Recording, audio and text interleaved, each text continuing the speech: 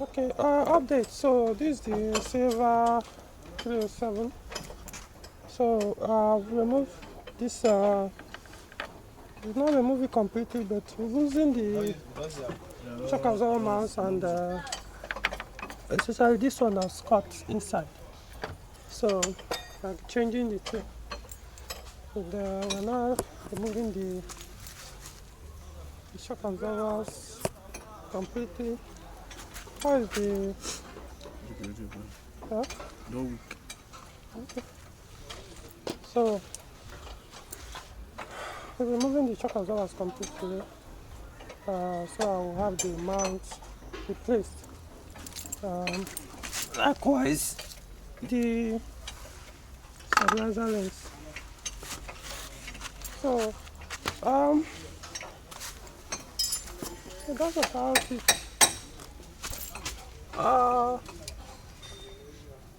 The more arms are okay.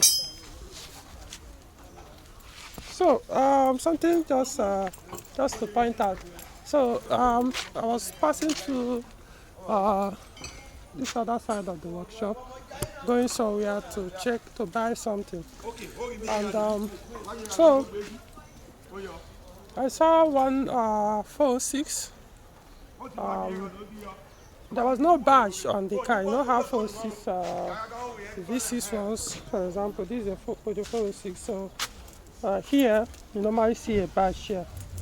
So because not all models. So I didn't see any badge on the car, but the car was looking very clean. So I assumed, maybe it's one of those ones with 1.8, 2.0 liter, or even 2.2, because the alloy rims on the vehicle are the one of 2.2 liter engines. So I just ignored that. But the engine bay was open. I think they just did they repainted the car or something. So that's the car going out there.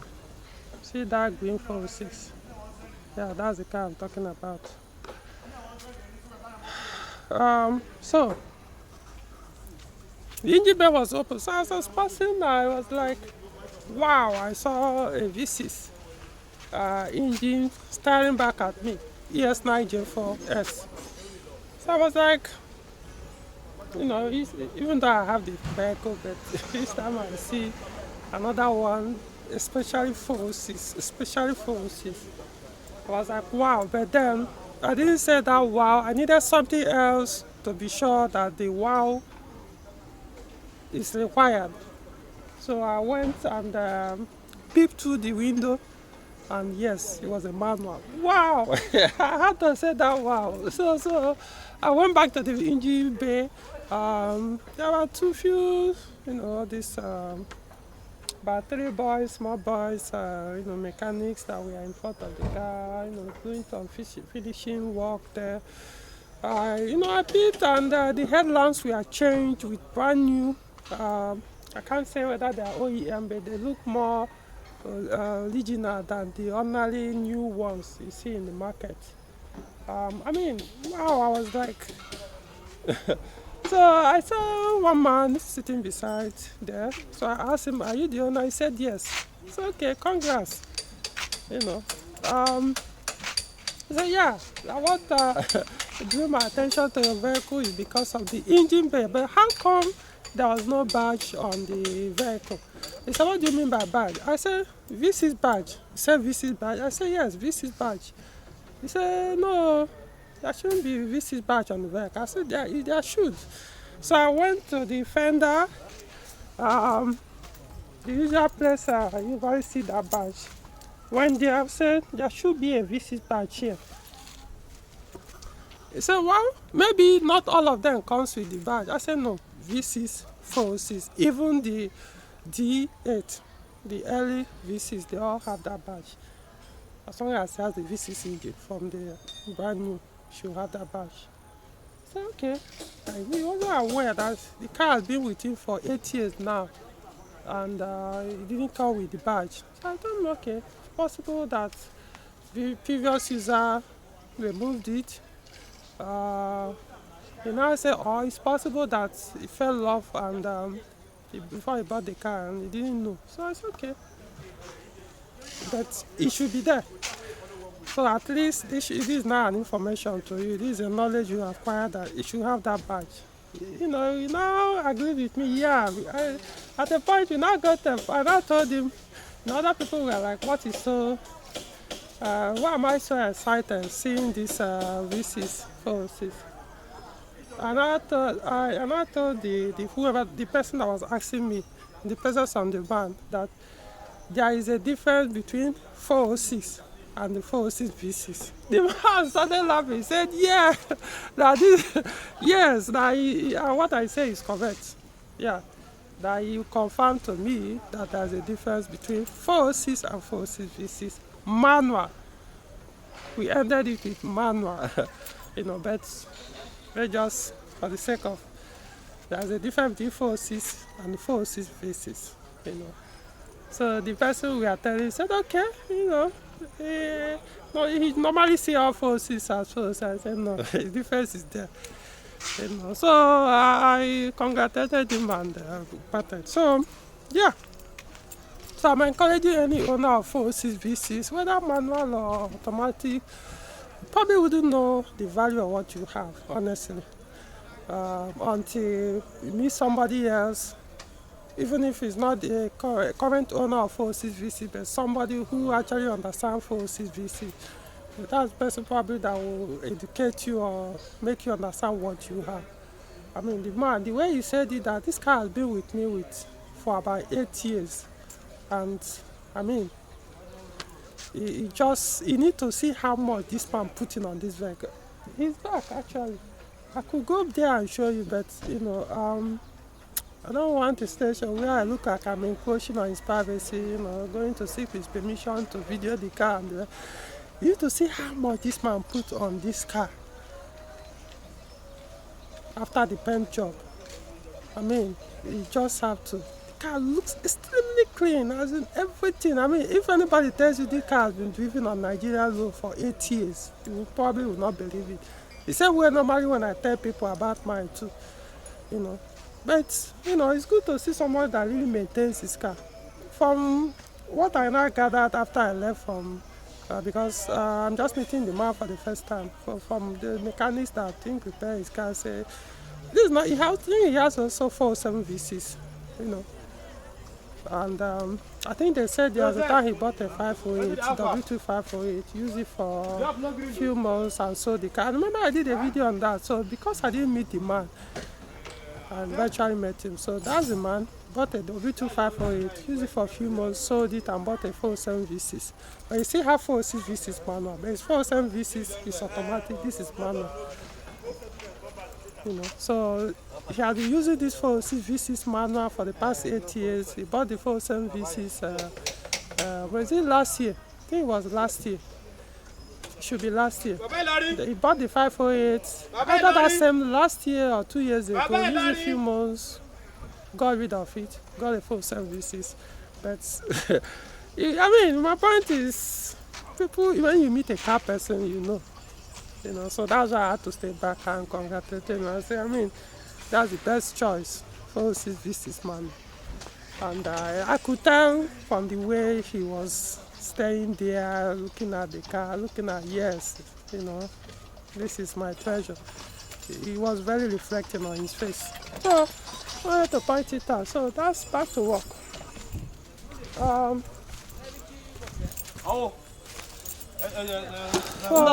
Yeah, the shock is out. Yeah, so we need to change the mount. I hope the shock absorber is still okay. We'll find out at the point of changing the mount. It's late ready, so I'm not sure even the shock absorbers are bad, whether we'll replace them. It's almost, what's the time now? I'm not hearing my watch. Let me check my phone. Oh, almost 6:20 p.m. So, remember, I don't know if I said it earlier, today is 26th of August 2023, Saturday. So, this is usually the day I have time for car repairs. So, So if the shock absorbers are This one they will bad, put. we will have to change Very good. only the mounts and put back the dead shocks. Then probably another tire will now change the shocks. Okay, so we'll keep you guys updated. So this is basically the final update on this repairs done today on Peugeot 307, 3 of them. So this is the hatchback one, the silver one. So the shock absorber mounts have been replaced, the engine oil drained, old oil filter removed and new one swapped in, includes the new oil swapped in. So work is concluded. So you can see it's already late, 7. And see it says 7:53 p.m. So taking the car to deliver to the owner. So yeah, this car still have so far at least the source of the noise is gone. That noise, the faulty, what's it called, shock absorber mounts we are making, those the old ones, the symptoms are gone. So well, the check engine light is not yet back on, but I know probably at some point it might come back on, which most likely will be because of the catalytic converter fault. So I'll discuss with the owner, just like I mentioned earlier, to consider buying a new catalyst and swapping it. It will have some improvement on fuel consumption no matter what. Yeah, now in fact he was saying, I can't remember exactly, he actually has a 406 as well, 406 manual with EW10J4 engine.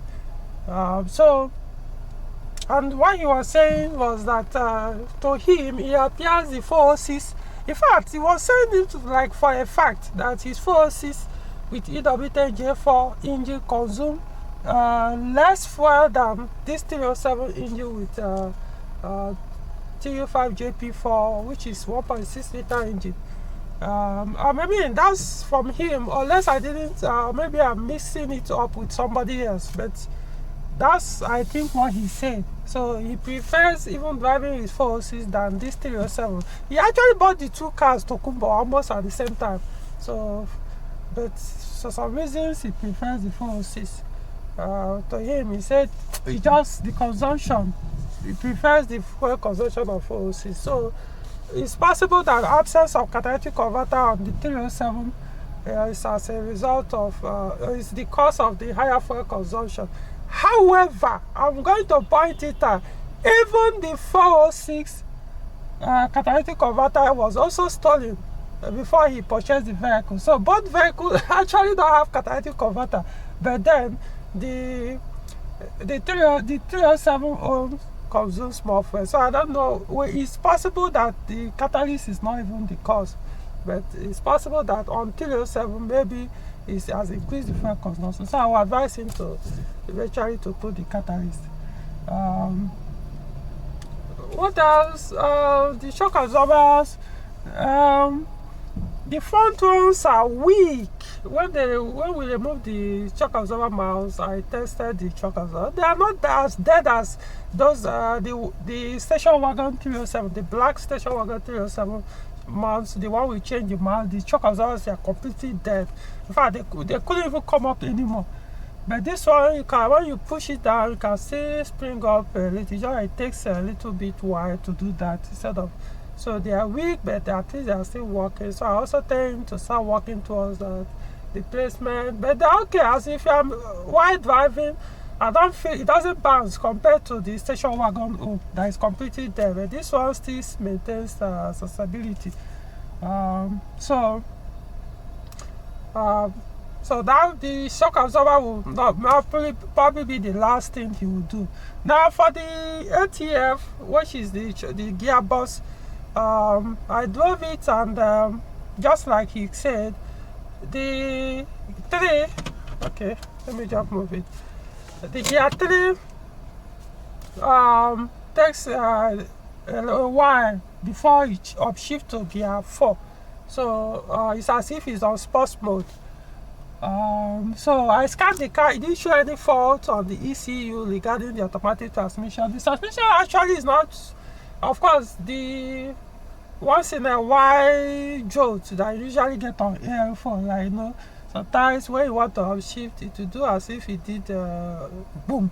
Not necessarily boom, but it will give you all kind of shake on the body of the body of the entire car when you want to upshift or downshift from one gear to another. You know, AL4 it can be annoying with that issue. So in fact, to me, it's a normal thing for them. It's not maybe even a fault. So if you are using AL4, just expect that. So that might not be a problem, or it could be a sign of gradual weakness of ATF. Maybe it's showing a sign that ATF is bad, which could also be that the reason why the gear 3 is taking too long to upshift from gear to gear 4 is because maybe the ATF is weak. As you can see, this is 67,000 kilometers. So if they have not changed the ATF on this car, that means the mileage is 67,000. So if it's still the ATF that this car was produced with from brand new, then it's overdue for changing. So yeah, I expect it to be giving all kinds of malfunction. So the best thing for the owner to do, which I will recommend to him, is to change the ATF. Since there is no electronic issue, it didn't show any fault on the ECU when I scanned the car. It's not showing me any gearbox fault warning. At least when I drove the car, though I'll still drive it for some distance. So in that case, I'll just advise him to change the ATF. Other than that, the car is okay. Nothing else needs to be done. So there's no really major issue that will stop the owner from using the vehicle. So now that I've concluded this repair, so what's my opinion on 307 based on these repairs I did today on 3 of them, especially with this TU5JP4. Honestly, 307 is just among the best Peugeot cars. When I mean the best, I'm referring to cheap utility vehicles. In terms of cheap, I'm talking about maintenance cost. It's very cheap. It's a cheap utility vehicle you can own in Nigeria, and you'll be surprised. The fuel consumption very good. If people are having issue with fueling their car with this high cost of fuel in Nigeria, I don't think you should, as a 307 owner, you shouldn't complain that much. The fuel consumption is very, very good, specifically with this engine, TU5JP4. So if your own is consuming too much fuel, then go and deal with it. There's a problem. Other than that, the fuel consumption is very good. The maintenance cost of this car is very, very impressive. It's very low. So I'm impressed with the maintenance cost of this 307. I mean, look at, I did this how many cars. In fact, I did about 4 cars today, but I decided to do video only on 307s. It's not, I did actually 4 cars, but one was not one was a different model of Peugeot, so I don't want to talk about it. So I'm talking about 307. You know, so 307 is a very good car. It's not really a complex vehicle in terms of the systems. It could be if we mess it up. So anybody having issues with 307, the problem is not the vehicle, the problem is you. I'm telling you this authoritatively. The problem is you. Look at these 3 cars I did today. Everything just smoothly. No issue in terms of trying to figure out one electrical issue or the other, nothing. It was mostly just pure mechanical work, the suspension, the this, and you know. So I would advise anybody who can't afford a Peugeot 406, if you are talking about low maintenance cost, family size vehicle. Go for, because 307 is you can say it's not a big size vehicle, but when inside it, yeah, you can actually use it for a family. It's a family, you can use it for family use. That's how good the 307 is. 406, of course, I always put it as number one when it comes to this kind of peoples. Very rugged, cheap maintenance vehicle you can use. You start from 406, then the next one is followed by 307. So you have that option. So I would highly recommend anybody who is interested in driving a car, even if you want to have other cars, but you just need. I always tell people, you will understand these things. No matter how rich you are, you get a point. You realize that it's not about spending so much just because you have money to be keeping cars, expensive, complex vehicles on the roads who cost so much. But then you need a car that at least you'll be able to get you somewhere, come back without you having to stop on the road, keep calling your mechanic, something is wrong with my car, this and that. Every time I want to travel, you'll be so scared. Will this car be able to take you there, even with all the money you have? You will be forced to going by flight. Maybe you don't even want to go by via flight. You will probably prefer a road trip. But then your vehicle, you don't trust it that much, because not necessarily it may stand you on the road, but to be able to figure something out if it breaks down while in the journey or something happens. So these are the two cars you have to. These are cars you can live with your family members to drive and use and have peace of mind that these are two good Peugeot cars when it comes to places like Nigeria. Everybody say 504, 504, 504. If you're looking for a modern 504, 406 is there for you, followed by 307. 307, I'm not saying it's all to pay to 406. There's some rigidity and the rest, but you'll be surprised that the maintenance cost of both will basically the same.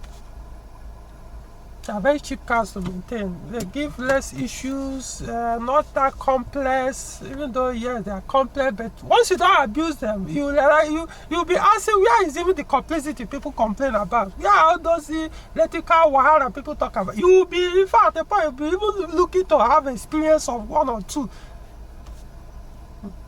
So that is it. So I think I'm signing off now, so I'll go and drop the vehicle to the owner, and so that is it. Today went well. So for those who might be interested in a service like this, you know how it is. I will talk about it. If you're interested, my number is already on my videos description or comments, pinned comment on the comment section, and so we'll talk. You pay the subscription fee, 5 years subscription fee if you're interested. If you are not, hey, there's nothing wrong. The other people, other Peugeot technicians are probably as good as me in terms of all this work, supervision, making sure everything is according to, figuring things out, not allowing anybody to mess up people's vehicles, If you want to do it yourself, hey, why not? But like I said, I have my own condition of doing this kind of service. I don't like people calling and telling me their own condition. You see, this is the way I do the work. It's up to you. If you don't like it, find another person. You don't get to tell me how I must do it the way you want. I'll tell you how I want to do mine. So if you are interested, then you pay for the service. As a choice. It's called capitalism. Every other person is out there doing his own. So if other people are doing exactly the same thing, the same way, doesn't mean I must do it the same way. That's why I'm a monk. If I'm following the norm, I won't be a monk. So I'm doing it my own way. Maybe in future, I probably might decide to go full-time into this repair, set up my own workshop. But right now, I don't have that need. I have other things that take care of my financial need.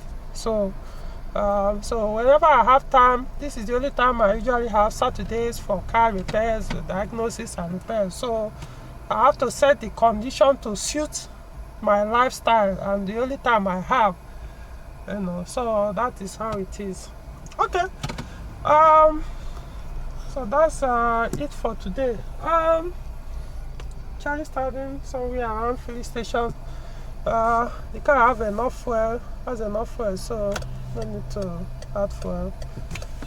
Ask the owner whether I should add fuel. So okay, so that's it for today.